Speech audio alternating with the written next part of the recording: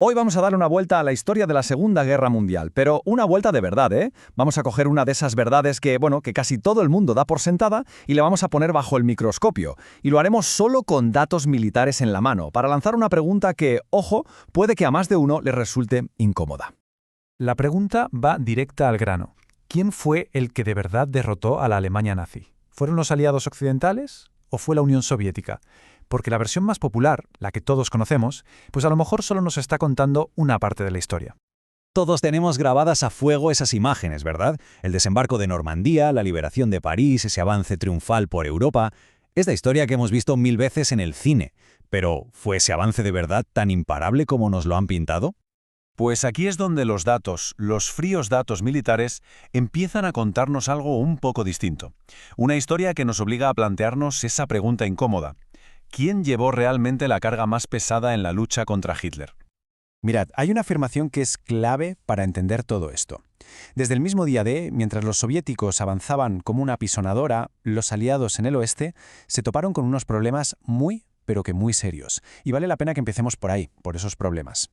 Porque ese camino hacia Berlín desde Francia, después del exitazo de Normandía, no fue un paseo, para nada.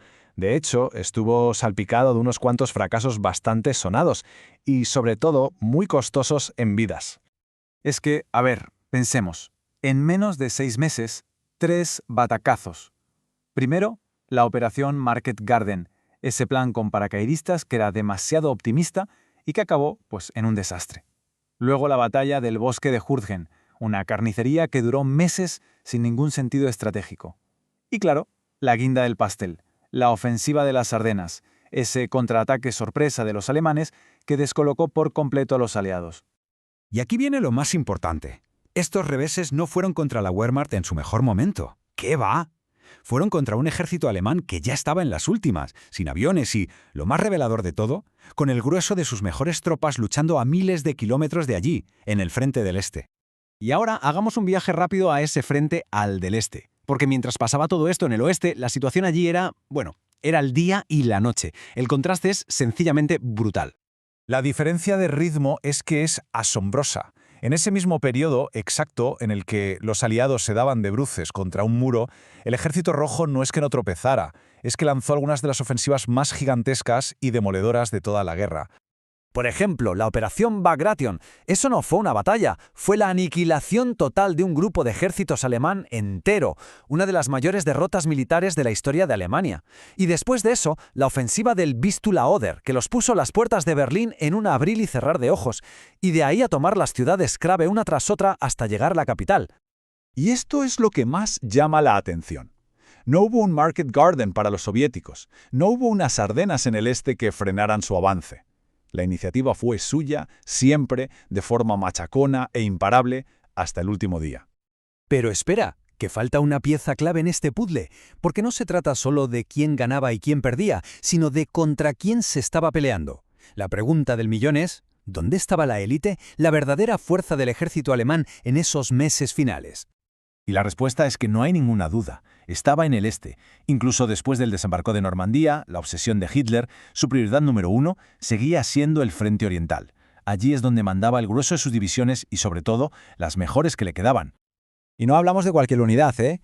Hablamos de las famosas divisiones Panzer, de las fanáticas Waffen-SS. Las unidades con más experiencia, mejor armadas y más peligrosas. Esas estaban partiéndose la cara con el Ejército Rojo, mientras en el oeste se defendían muchas veces con reservistas, reclutas de última hora y unidades de guarnición.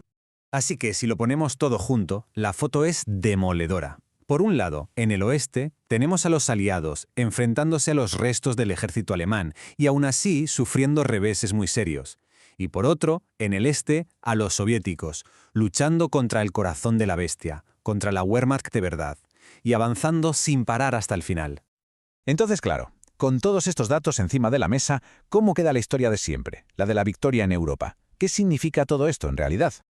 Y ojo, que quede muy claro, con esto no se busca quitarle ni un ápice de mérito al tremendo sacrificio de las naciones aliadas. Por supuesto que no. Cada soldado luchó con un valor increíble. Aquí de lo que se trata es de otra cosa, de coger ese relato, esa versión más, digamos, de película, y ajustarla a la realidad de lo que pasó sobre el terreno, a los hechos militares puros y duros.